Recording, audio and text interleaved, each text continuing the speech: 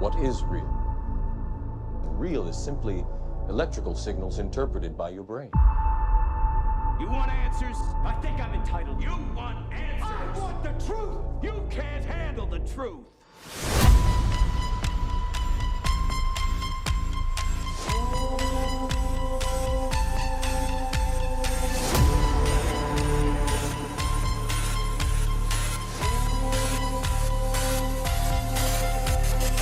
Open your mind.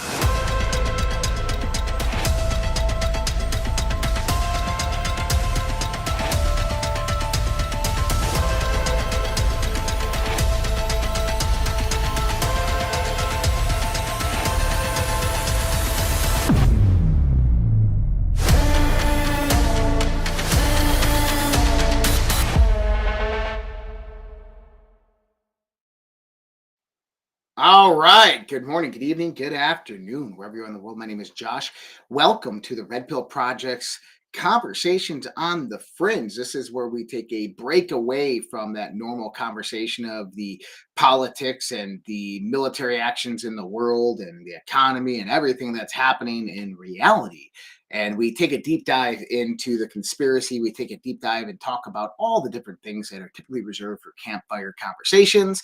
And tonight we're welcoming back Loralee Skype, and we're talking about the reignition of the Promethean Spirit. If you don't know who Loralee is, she is an astrologer and an educator who weaves astrology, mythology, and Jungian psychology to provide a rich symbolic map of the psyche. And so I love having Loralee on. It's always a great conversation. And tonight is going to be specifically a really, really good one. Earlier this week, I talked very briefly in the Daily Dose about how Pluto has now entered Aquarius.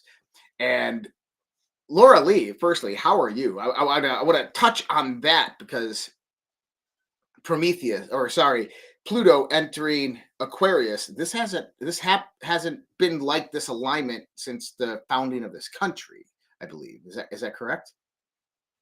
That's right. Yeah. Pluto has a roughly 248-year cycle. So what is taking place right now is bringing to closure the last roughly 250 years and entering into a whole new archetypal dynamic, that being the nature of Aquarius. And Aquarius is ruled by the planet Uranus, the great liberator, and the mythology connected to Aquarius is that of Prometheus, the god who defied Zeus and stole the sacred fire. So the Promethean spirit is this innate force in human beings that when the life force is under threat, this rises up in the human psyche and it seeks to free us from that which holds us in bondage. And so we're entering into the beginning of the next 248, 50 years of this process of liberation and this reignition of the Promethean spirit that we obviously need these days. And I would also say that what's happening right now with Pluto just moving into Aquarius, this harkens back to the winter solstice of 2020. So on the winter solstice 2020, there was a Jupiter-Saturn conjunction at 0 degrees of Aquarius. And I really saw that, and many other astrologers did as well, as being kind of the spark, like the first little ignition of awareness that, oh, okay, Aquarius, yeah, what's that all about? So it's like that was the first spark. And now that Pluto is fully into Aquarius. Uh-oh, we lose Loralee? Oh, we lost Loralee. She does have a storm going on around her house. So once she comes back in, we're going to drop her back in. So yes, we're talking about Jungian astrology, Carl Jung. And this is based upon the aspect of the archetypical mind. One way I like to really describe this is that you have 12 ganglia that surround the pineal gland within your brain. Hello? Yep, there you are. You are back. Oh, geez. Yeah. Did you hear any of what I had to say? My big long diatribe? Most of it, yeah. It just cut off right at that last part right there. Oh, okay. Great. So, yeah, here we are with Pluto, the planet of transformation and metamorphosis. We will be working through this process for the next roughly 20 years. So So Loralee, I got a question, and then I know a lot of people who are probably new to the channel, new to understanding who you are. They're probably like, "Oh no, like horoscopes and astrology, like the back of the New York Times type of stuff." Yeah. Or the workings of Satan, right? All this stuff. Yeah. Can you give a high level overview of what we're really talking about here? Sure, and thank you for asking for that clarification because it is something that confuses many people. First of all, we need to just take in mind that all the tools for self-awareness and helping humanity have been infiltrated and taken over by the dark side. So no matter what the tool is, let's say astrology, it's simply a symbol system. So it's really just like a language. And it turns out that this particular language is composed of these symbols that are represented as the planets and signs of the zodiac. But in each of those symbols, a huge body of knowledge is contained, and much of that knowledge is related to the mythology of what the planets represent. And then the signs of the zodiac are the stories about the planets who are gods and goddesses. So basically, astrology, at least the way I work with it. Now, there are dozens, if not thousands, of different ways to use a symbol system. My particular approach is to use it as a tool for self-understanding and psychological awareness. So, I mean, astrology can be used for all kinds of things, including things that might not be good things, just like any other tool. I mean, you could say the same about mathematics. Mathematics is a symbol system. And those who understand the meaning of the symbols can derive like incredible knowledge and wisdom from those patterns of symbols. But mathematics can be used for nefarious purposes too, right? Just like any other symbol system or any language. A language is made of symbols, the letters, and if you know how to read that language and understand that language, well, then you can exchange knowledge and wisdom. So the problem that I think has come with the way people, sort of your average person, thinks of astrology is because it gets associated with foo-foo and with the New York Times back page that you're going to find love today, or that you're going to be blessed with riches tomorrow. And in actuality, it's a very complex system that has been developed over a long period of time. But there's also this other integrative factor, and I think I love Michael Tessarian's perspective on this the best, is that the zodiac is a anthropomorphized symbolic representation of the inner state of the human psyche, representing the 12 archetypes of mind, the 12 dominant archetypes of mind, and how, she'll be back in a second, and how those 12 archetypes of mind are brought about or influenced by the changing landscape of nature and the planets and the stars around us. And that I like to look at them as neurological pathways.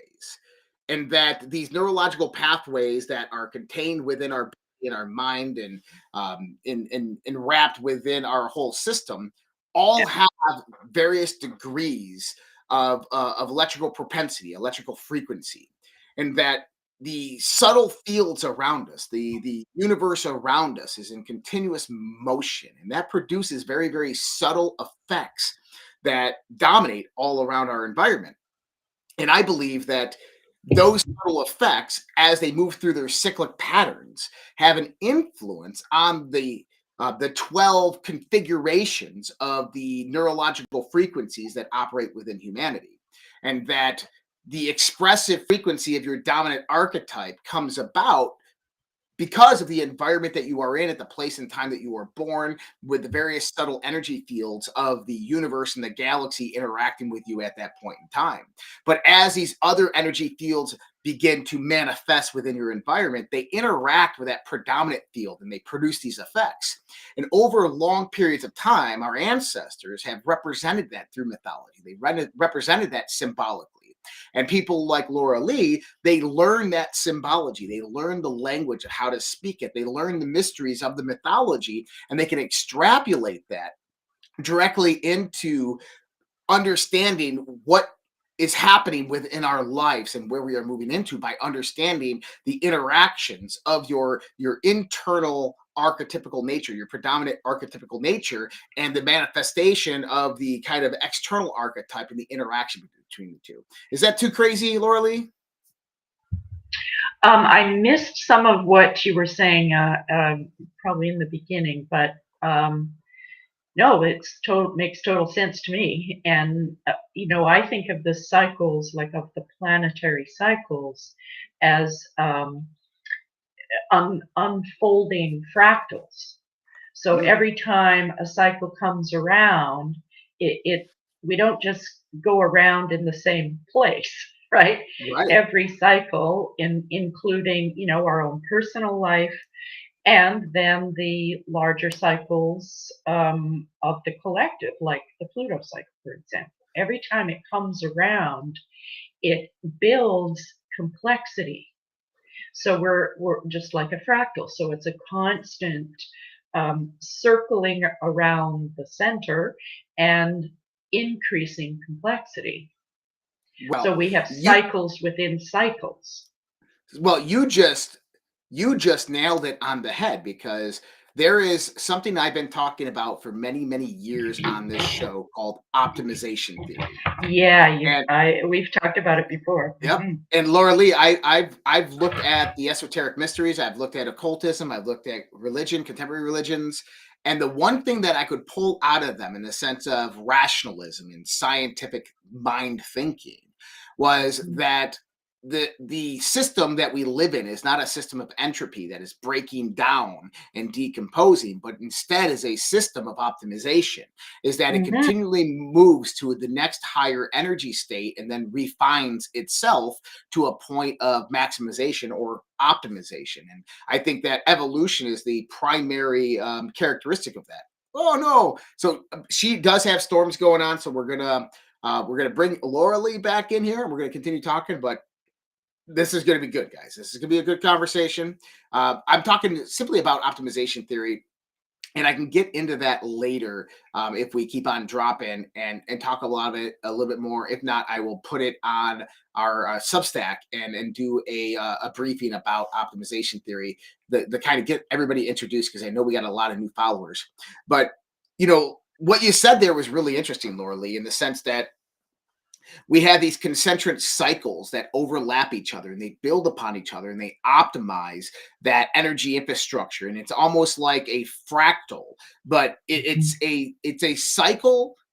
It's a cycle repeating itself over a dimensionality of time. And if we look at that dimensionality of time, what we actually see is not this linear perspective of this thing going around, but we see this three-dimensional structure that is fractaling out in levels of optimization. And so we start with Pluto in its earliest formation of a of a rock or an asteroid as it begins to coalesce with the gravitational forces. And then we look at it now, we see this transition of change, of this expression of this fractal pattern of what Pluto actually is as it manifests over time in three-dimensional landscape. And if people want to think about this, they can think about what's known as the Mandelbrot set, which is a repeating fractal. So talk more. I want to learn about the reignition of the Promethean Spirit and what Pluto going into Aquarius has to do with that. Can you hear me? Yep, because we can hear you. you're okay. Because your screen, you're freezing up, and things are kind of freezing up periodically. Okay. So just so you know. I can hear you loud and clear. All right, great. So can you just repeat your question there? You wanted me to. Sure, Loralee. So what I'm looking at is we have Pluto entering Aquarius. Yeah. You gave us an overview of what that is, and then we talked a little bit about Prometheus, the betrayer of the gods who steals the fire. Throughout esotericism or occultism, anytime that you look at Prometheus, there's lots of different variations of who Prometheus was or is or can be. There's correlations between other different types of mythologies, whether it is Thoth or Hermes, or then you can even have Luciferian aspects of it. And this goes back to Alice Bailey, the Lucifer Trust, all this stuff. But Prometheus is the one who stole the fire. The fire is representative of the knowledge. Yes, and it's the light. It's the light. So not only is it knowledge, it's the knowledge of the light. So that opens the door into, well, what is the nature of light? Right.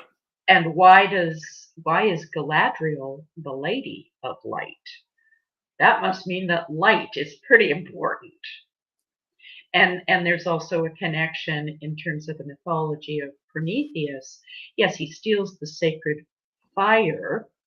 So that reminds us of how powerful the discovery of fire was for human evolution.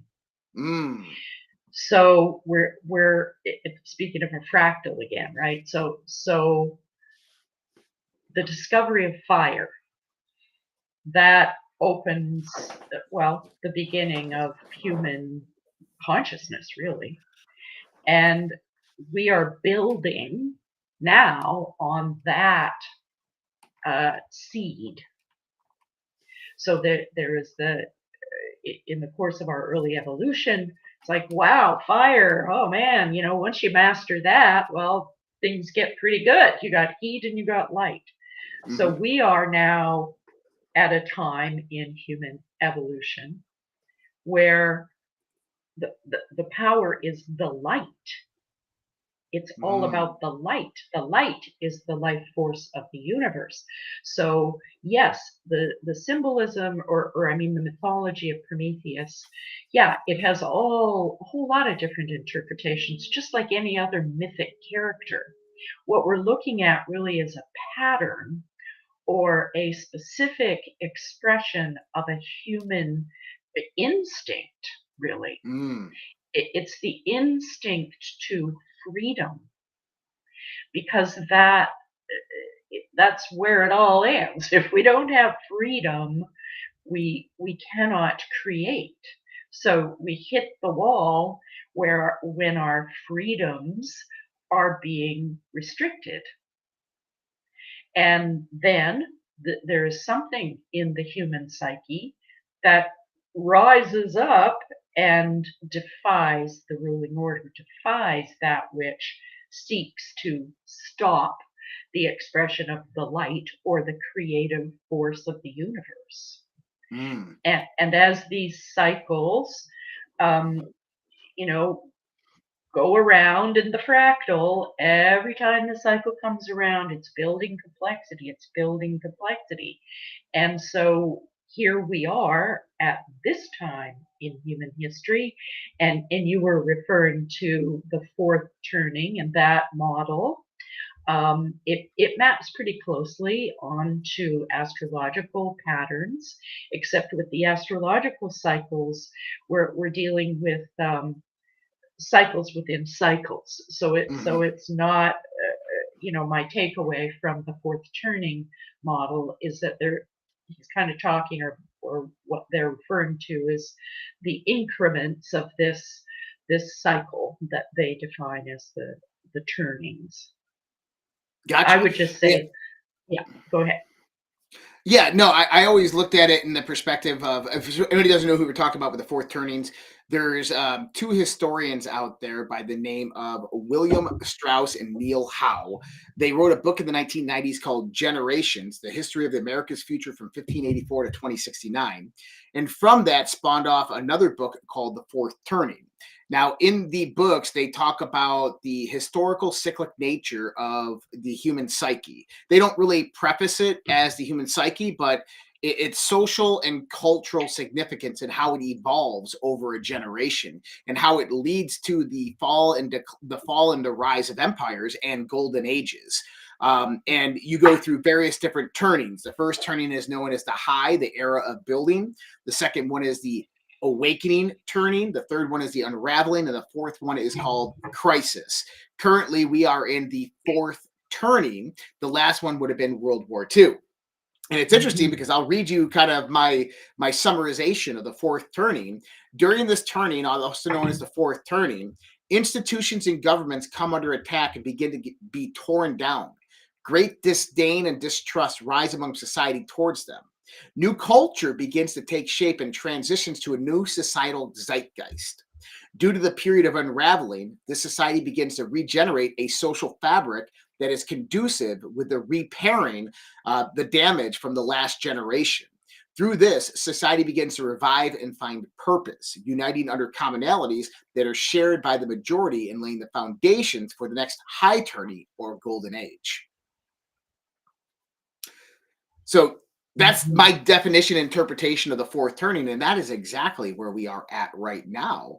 And I like the idea of the social zeitgeist, the social spirit of our time, because that is the invisible hand that really kind of molds the fabric of culture. And culture is so critically important.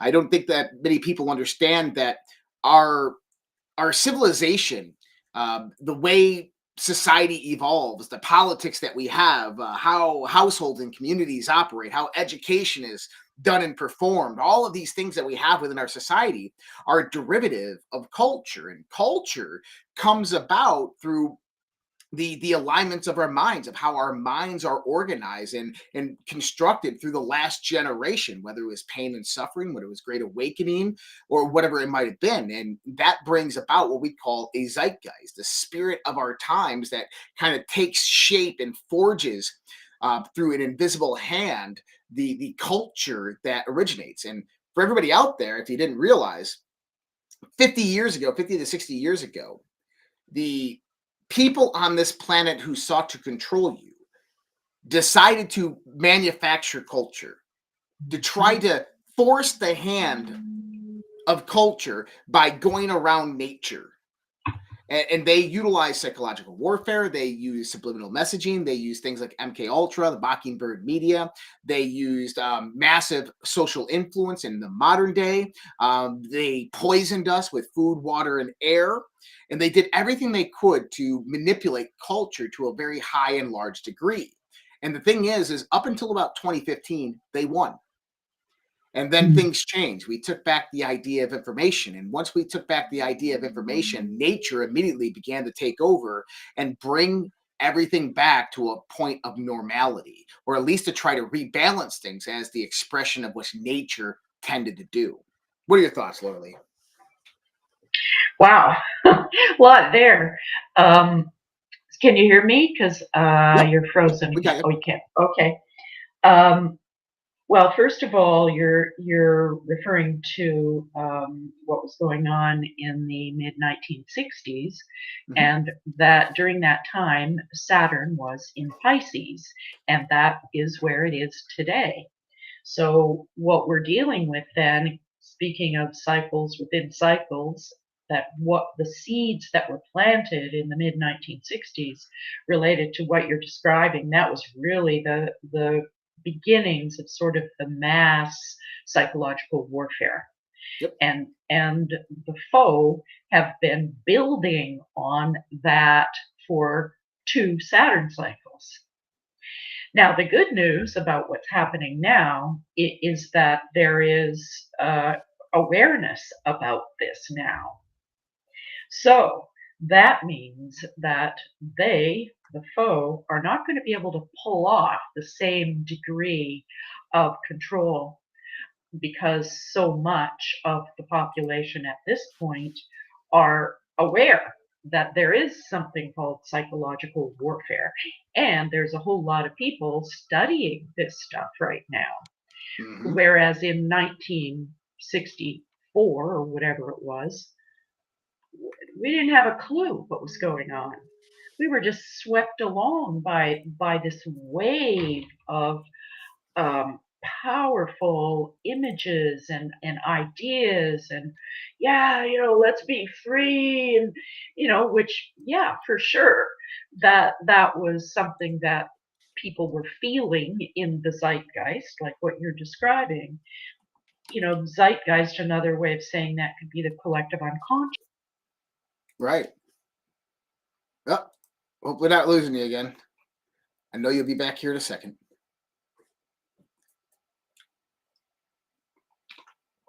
Oy, she must have a bad storm out there tonight, but that's okay. Yeah, so what we're seeing is kind of nature has a process. And, if you are someone who believes in God and understands the Bible or whatever religion or philosophy that you align yourself with, nature is an expression of what God is. And that God has a flow, God has a process, and God has a plan, and that plan must move forward. And so the context that I'm talking about here, we'll bring Loralee back in. Boy, Okay. it must be getting bad over there. Is it me? Is it at my end? It's on your end, but it's okay. I mean, it's fine. If you keep on losing the connection, just come back in. Okay, it shouldn't be going on, but anyway, here we go. You Yeah. can hear me now? Yep. Okay. So where were we? Oh, Saturn, right. So we're currently the second time around to what was happening in the mid 1960s, when that came upon us like a bomb. Mhm. It just rolled in, this whole reality, and swept most of us, at least my generation, because I was a teenager then, just got swept along with this sort of utopian ideology. And meanwhile, we were all being experimented on. And that reality has only recently come to mind, like come to our awareness, right? Yeah. And I like the way that you're setting that up, because this shows that cycle within a cycle, is that now we're finding that repetitious aspect of the 1960s repeating again in the modern day. And I absolutely 100% agree with you with that. In the 1960s, that was massively manipulated by the government, by elitists. The first infiltrations of Hollywood began to happen and really get deeply ingrained within people's minds. The TV was becoming more and more popular. TV. Radio was, yep. And that's when we had Laurel Canyon and everything that happened in Laurel Canyon with the psychological warfare centers. So we are right now, interesting enough, breaking free from that system. That system really it has power over people, but not as much as it used to. And I love the idea that we are falling back to nature. And I've talked to a lot of people over the last few years. And one of the things that a lot of people have talked to me about is they've always had this calling to get back to nature, to come back to nature. And it was almost like there was this divine message deep within inside of us that was calling us back so that nature could rebalance itself. That the divine spirit of nature, Loralee, I was talking about, is a lot of people I've been talking to over the last few years, they talk to me about how they've been having this feeling to get back to nature, to make one with nature, to get out in nature, whatever it might be. And it's almost like after you remove yourself from this manufactured cultural system, this influence system, is that immediately nature's calling you back, that you have to go ground yourself, and nature's trying to undo the damage that has been done and trying to rebalance the system so that it can have its level of expression. Mm-hmm. Can you hear me? Yep, we can hear you. Okay. Should I go out and come in again, because you're freezing, and I know that a few minutes after that it's going to go out. So well, so what I would do is what kind of browser are you using? I've got the Restream playing in Chrome. Okay, you got it in Chrome. Good. Okay, Yeah. You got it in Chrome. I would close out the browser, reconnect your internet, and then come back in. Okay. Sorry about that, everyone. No, it's fine. It's fine. We'll be waiting here for you. Okay, I'll be back, I hope. All right, Loralee. All right, everybody. So the perspective that I'm bringing, and I know Loralee has a different context, is that our society right now was being pushed towards radical ideologies. I'll read this to you. I'll read these paragraphs to you because I think they're really important. The generational cycles typically last 72, but can go as long as 90 years. In my opinion, this is exactly what has happened. From the 1950s to present day, there has been a concerted effort among various factions of the global elite to social engineer society. By understanding the patterns and cycles that dominate our evolution, they were able to psychologically influence humanity towards a manufactured society. Culture turned rebellious, and they controlled the chaos. Division began to occur, and they set the battle lines. Individuality recessed, and they filled the gaps. Up until a few years ago, this manufactured society was set to be the future of humanity. One that worshipped the institutions, was subservient to authority, and had the moral and ethical foundation of their brand influencers. In other words, our society had acquiesced to allowing the natural flow of life to dictate evolution, but instead was being sculpted and molded by a group of powerful elite who wanted more efficient slaves. All right. Okay, here we go. Can you hear me? We can. Yeah, you sound All good. And I just read a paragraph from this blog that I wrote pertaining to this about the manufactured society that has happened. Is, by the global elite, they social engineered our society. By understanding the patterns and cycles that dominate our evolution, they were able to psychologically influence humanity towards a manufactured society. Culture turned rebellious, they controlled the chaos. Division began to occur, they set the battle lines. Individuality recessed, they filled the gaps. What they did is they were creating the future of humanity, one that worshipped institutions, was subservient to authority, and had the moral and ethical foundation of their brand influencers. In other words, our society.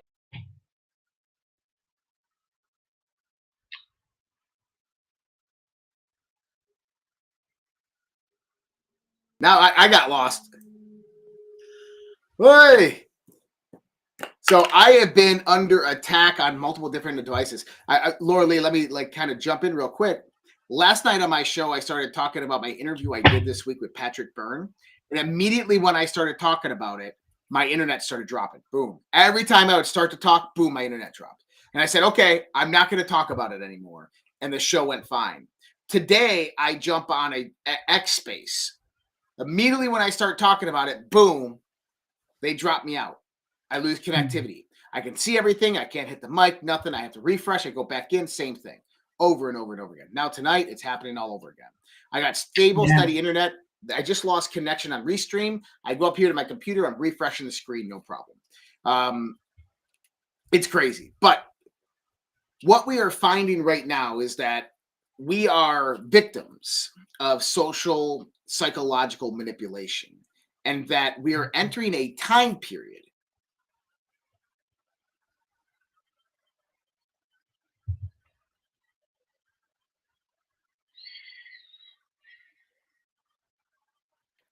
we're entering a time period where the phoenix is rising again. There is a rebirth, a reignition of that energy, of that spirit within us that is going to bring about a high level of innovation, of expression, of connection, of relationship, of beauty within the world. And this is why they call it a golden age.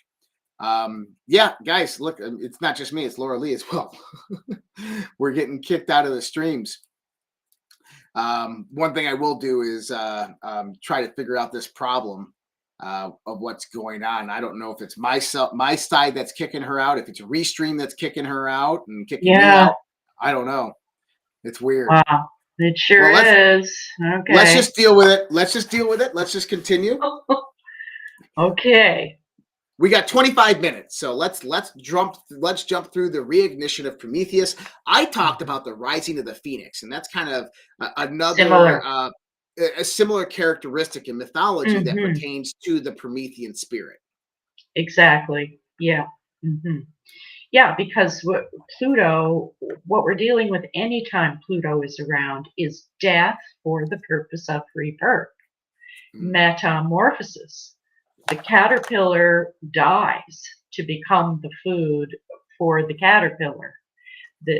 So the reality of Pluto is there's death for the purpose of rebirth. Things must die to be cleared away and used as.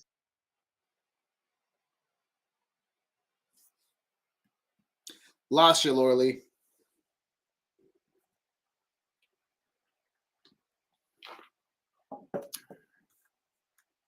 Oh.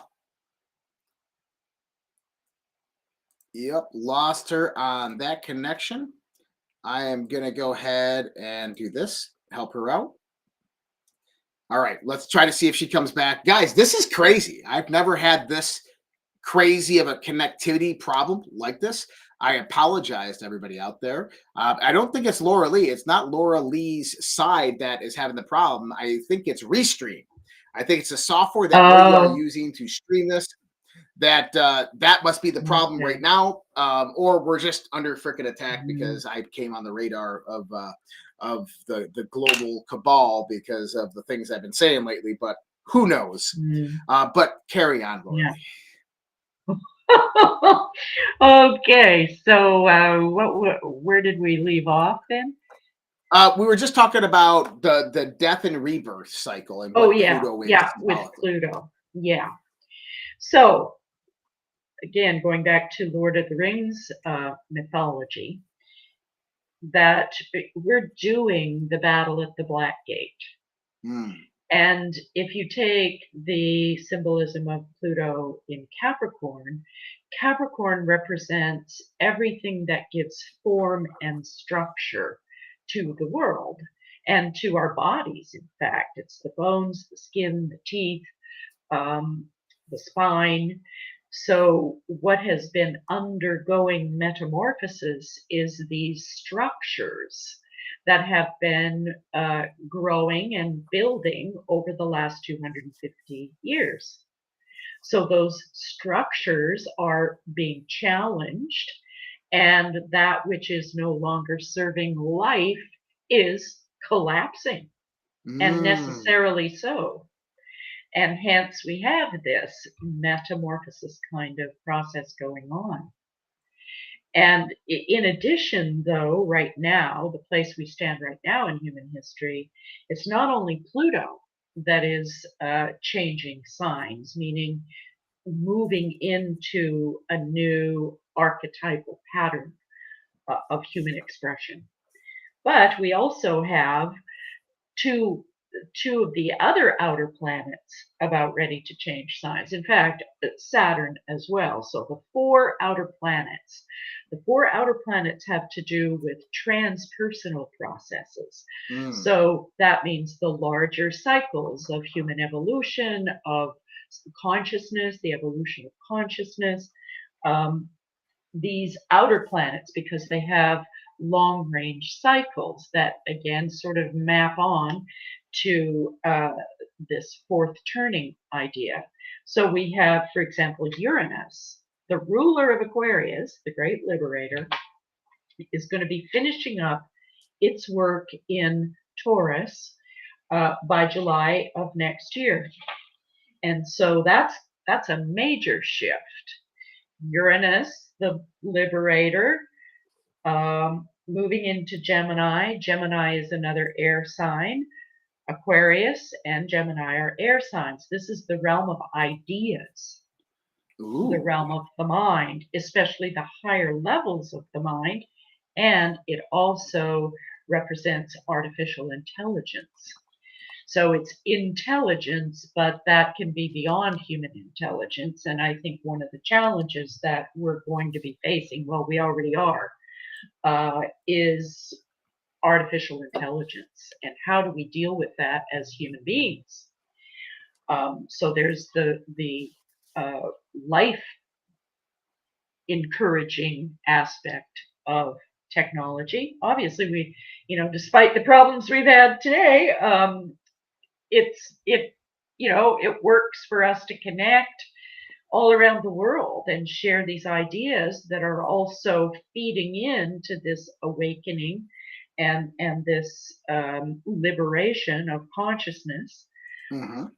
However, with every change and every shift, there is the shadow side. And this is where we have to always be looking. Yeah, there's a lot of good stuff going on over here, and there is the shadow side.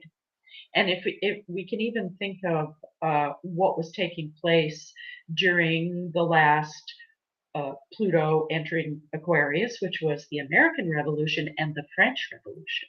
Right. Now, what we saw in the French Revolution, that is the kind of aftermath of it, was the Jacobins and a really dark and evil component that was able to move in there and take that away.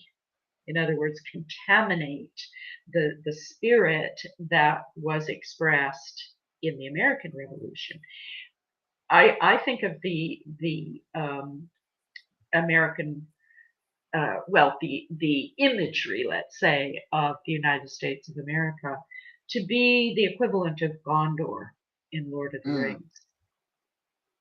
Because the United States is the last beacon, really, of any kind of freedom on earth right now.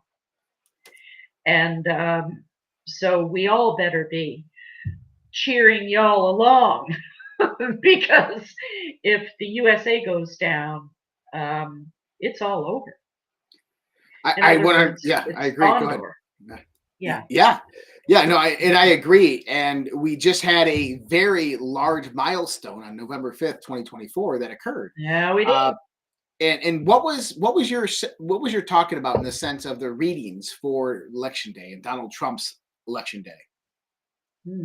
Return of the King. Wow, look at that. Donald Trump is the symbol of the king archetype. Now, he's also a human being, okay? So just the fact that he is a human being appearing on the stage of the world at this time in human history, he's clearly being called to some kind of greatness in terms of his own life. Right. But the truth is, none of us really know who Donald Trump actually is, right? None of us do, unless you're really close and you know him and you know his family and all this and that. We don't really know. All we know is what we see and what is portrayed through the images, through the mythology, really, of the whole culture. So we have to separate the human being from the archetype. Ooh. And it's really important to do that because the archetype is there to of the individuals in the society. We're not supposed to be worshiping this guy or anybody who rolls in and says, hey, I'm the king, I'm the leader. No. But what's really interesting about this man, Donald Trump, is that he, in his personal horoscope, he has just remarkable dynamics. First of all, he's Leo rising with the fixed star Regulus, the star of the king, and Mars right on his ascendant. So no wonder he's able to carry that archetype. It doesn't mean he is that archetype, but his particular personality and his psychological ingredients allow him to hold that archetype for the collective, so that there is a role model, so that there is some kind of image in the culture for this expression of masculinity.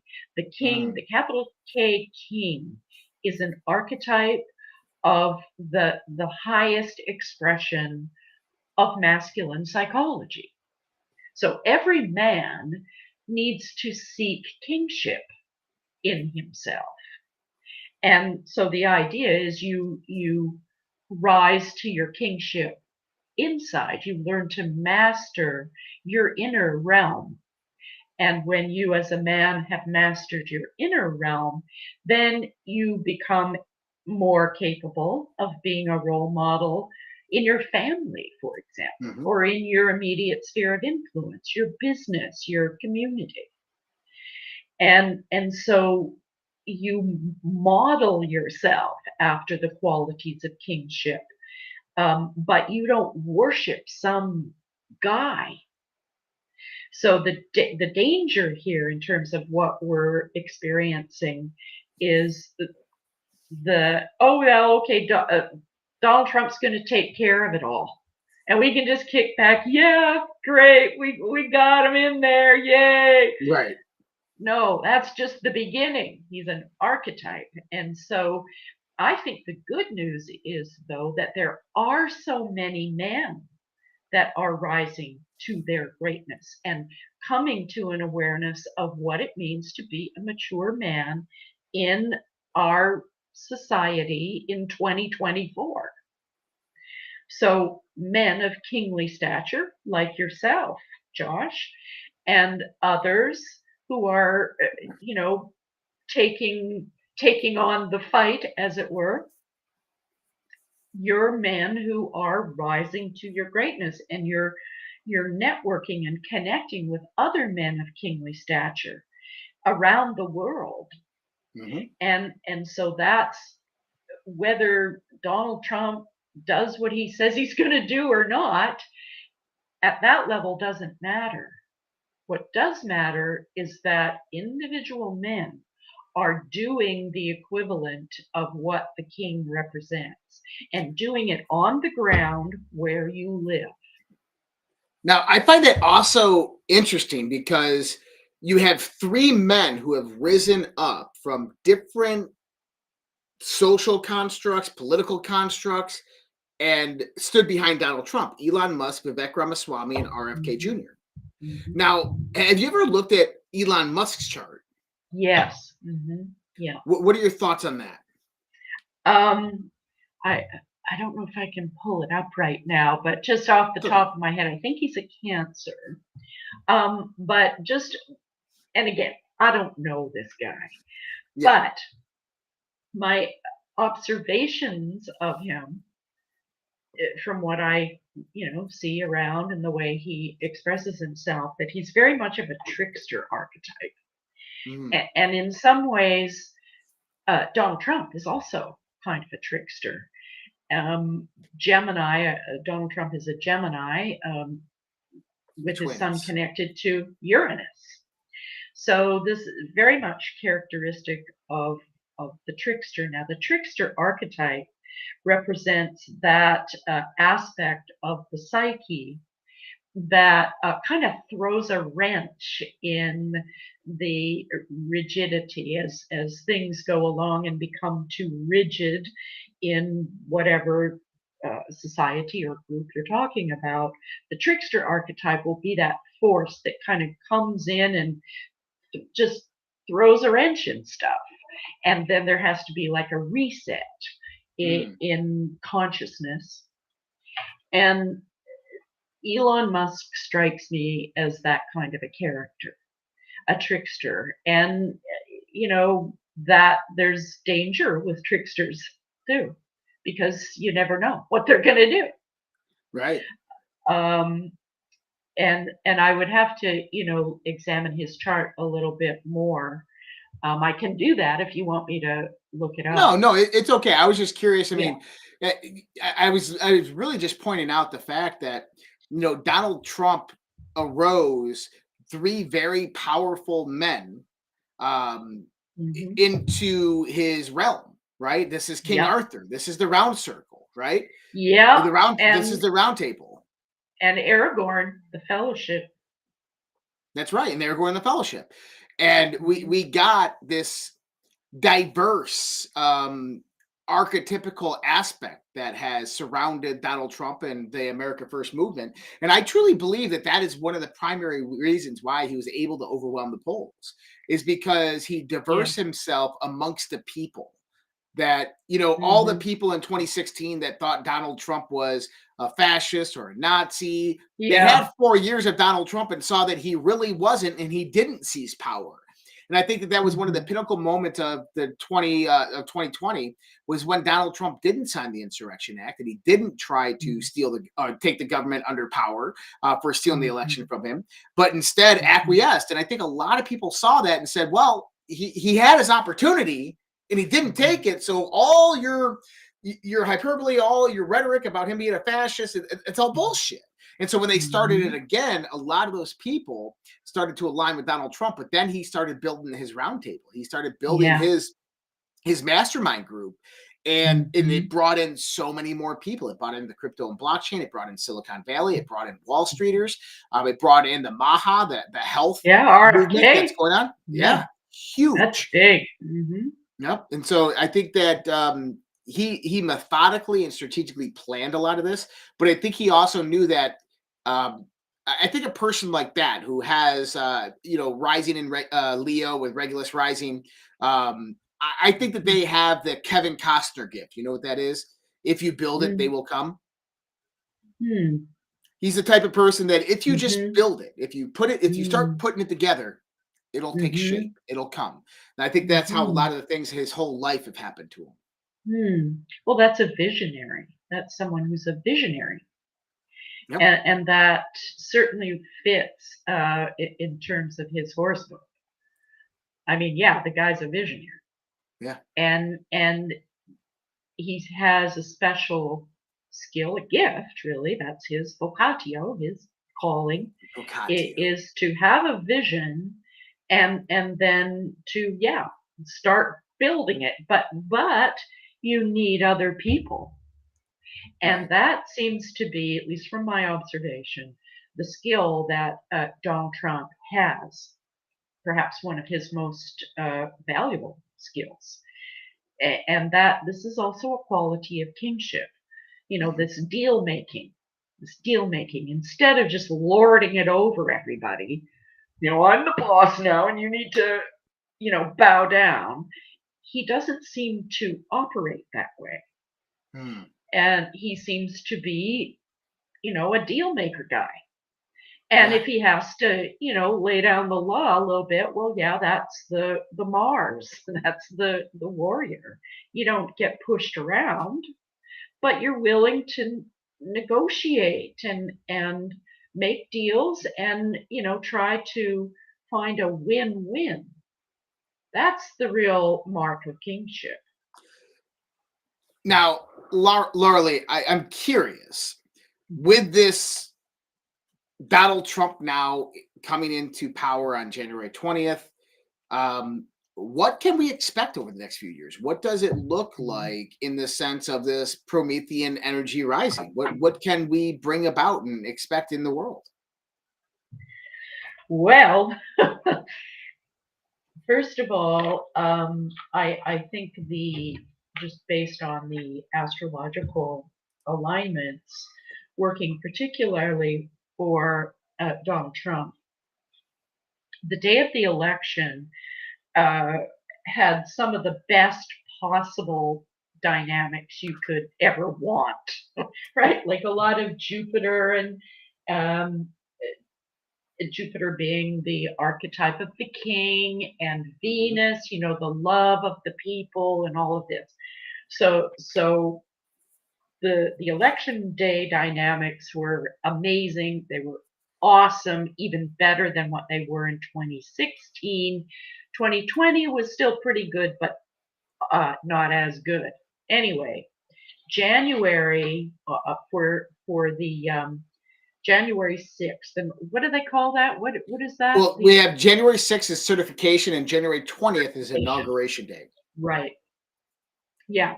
Well, those days don't look so good for Donald Trump. So, whatever, you know, what that means, it could go either way, right? It could be that actually on inauguration day, the sun, which obviously is the light, is going to be connected to Pluto in Aquarius. So from that perspective, there could be, you know, unexpected events that take place that would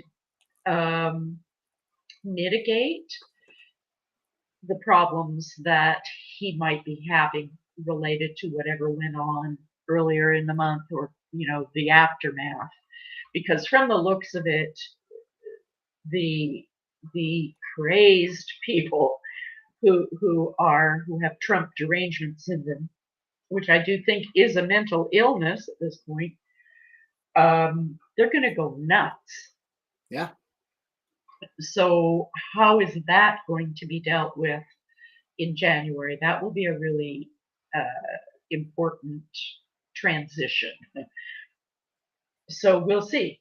And depending on how that goes, then we can have a better idea of what to expect further down the road. But regardless, I would expect to see more changes coming in July. So whatever happens in January and how that unfolds, it's likely to be tumultuous until July. And then this whole new set of dynamics rolls in with Saturn and Neptune entering Aries together. So there'll be a conjunction of those two. And also Uranus will go into Gemini. So there's these major shifts of the outer planets into new signs, new archetypal patterns, and this sort of awakening of this Promethean spirit, which is really confronting the forces that seek to resist that. And those forces are formidable. And in fact, I would, you know, call them the one ring to rule them all, folks. Like that are, you know, we're talking now the UN and all their little 3-letter, 4-letter, however many agencies under the UN. That's the one ring to rule them all. The WHO and the, you know, the World Bank and all of these. Well, that's their manufactured ring, right?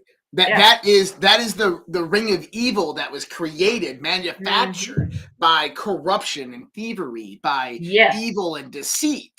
And so that is not a natural occurrence of a ring, but there is this natural occurrence of a ring, and that is the corroboration of the human spirit rising up within this Promethean energy, combining to defeat it. And it goes back to the old adage that, you know, you go into a room full of darkness and you light a little candle and darkness flees.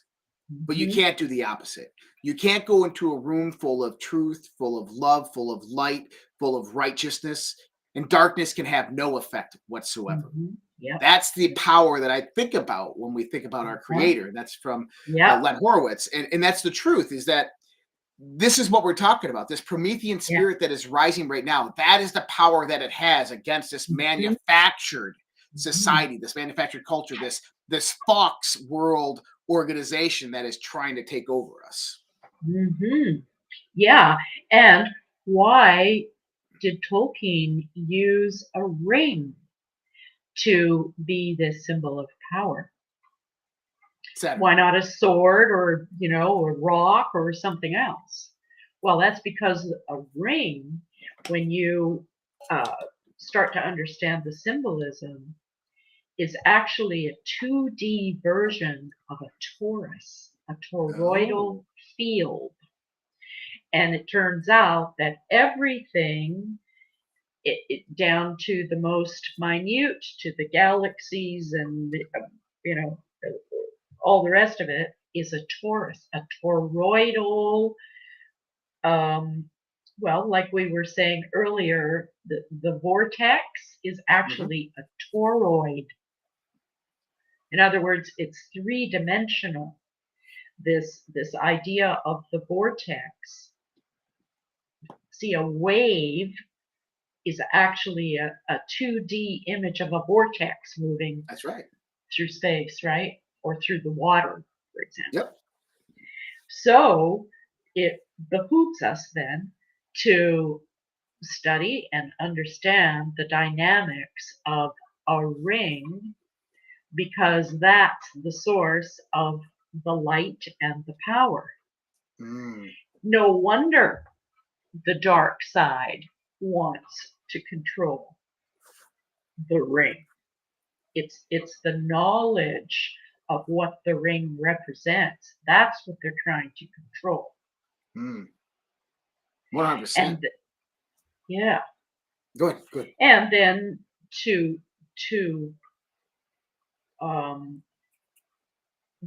deposit in the human imagination images that are anti-life.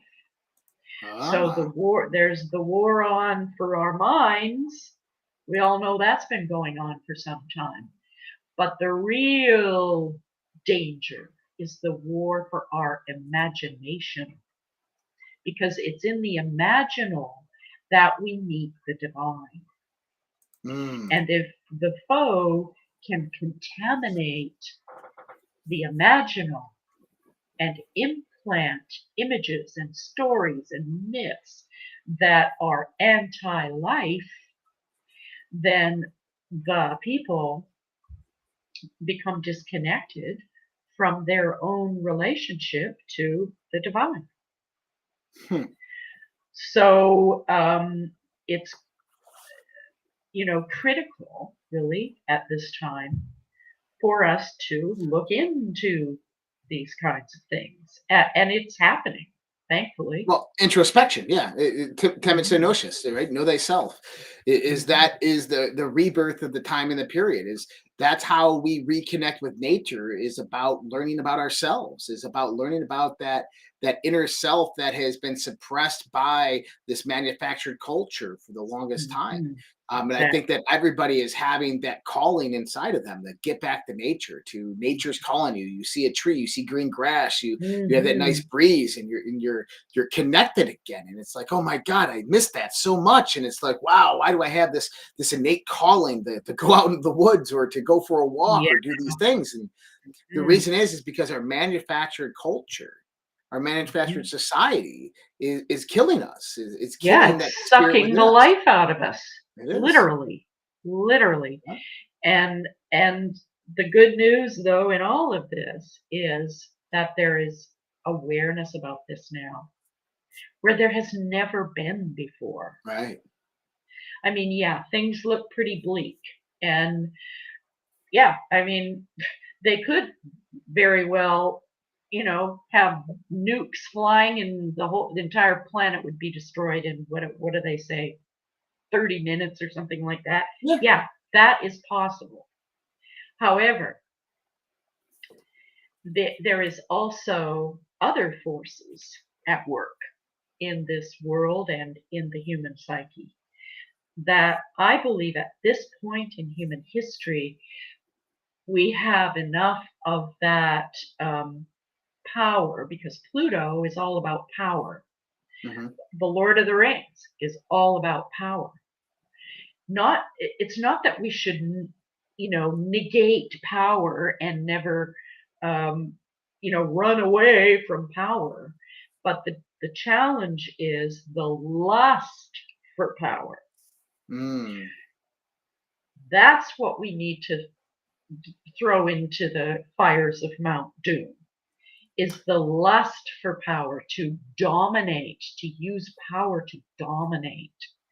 So instead, this idea of kingship, like when Aragorn accepts the sword, the reforged blade, he's having to accept this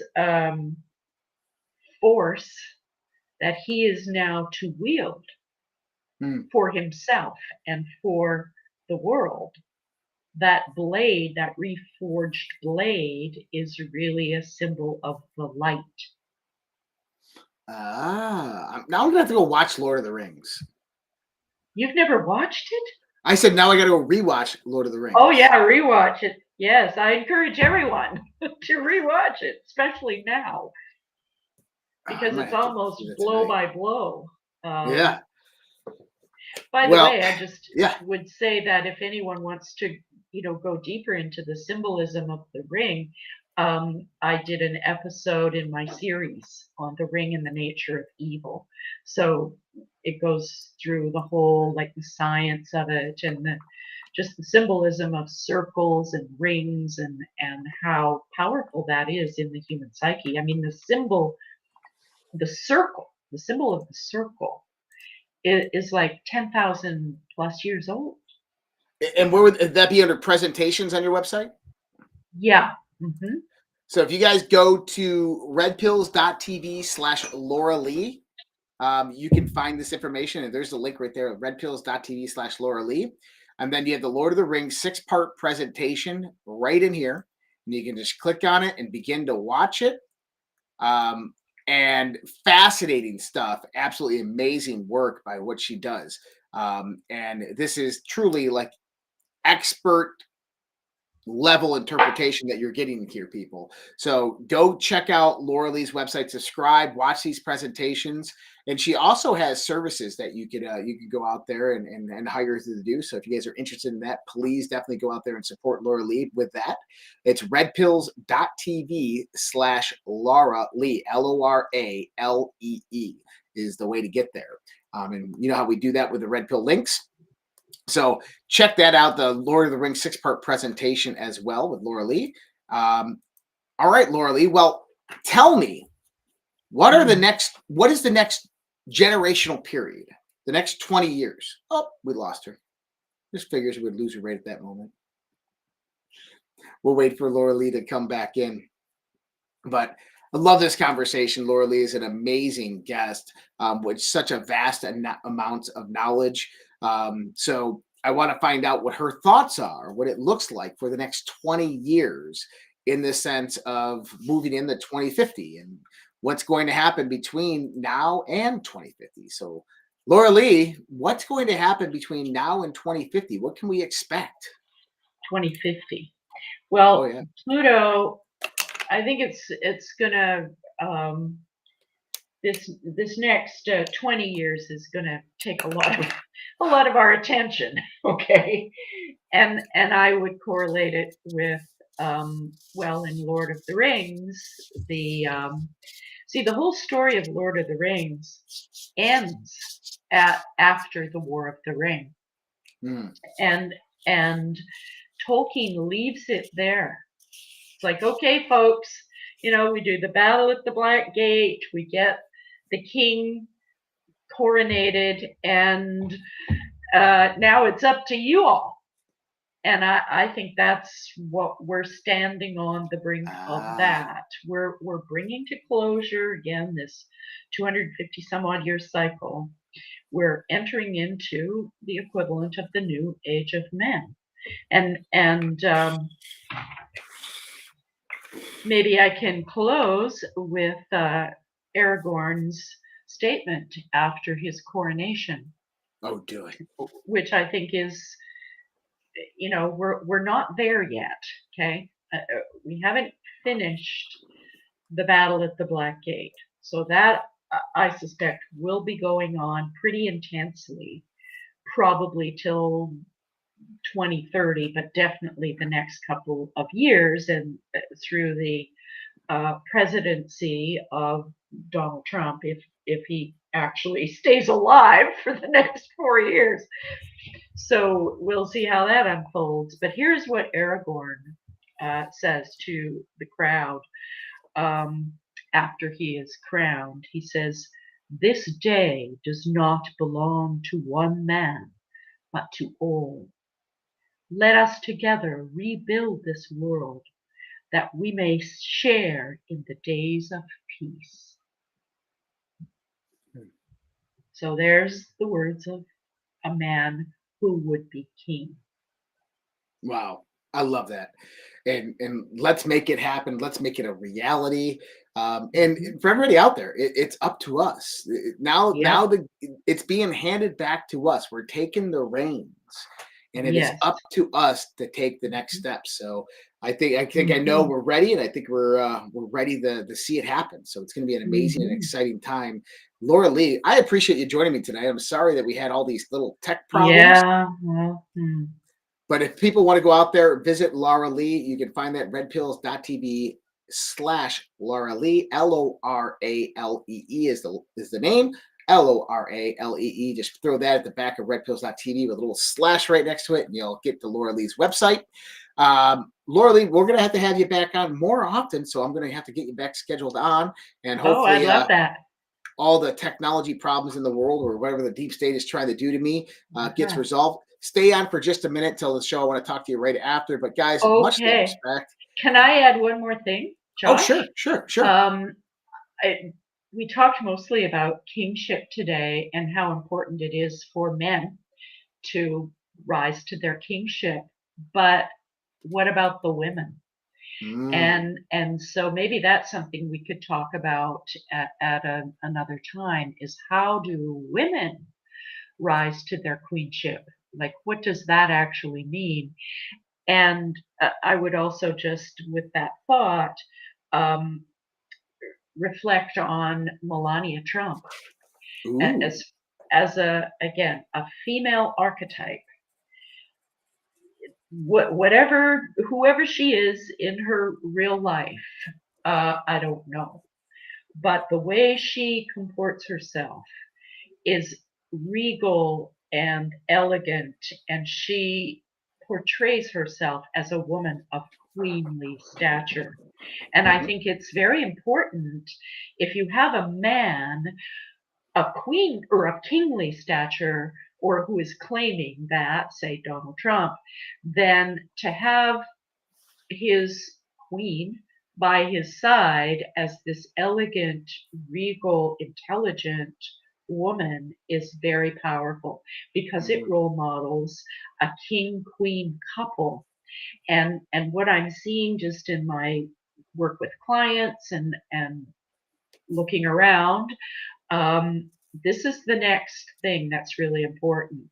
Men and women coming together as kings and queens and building realms together, and encouraging life.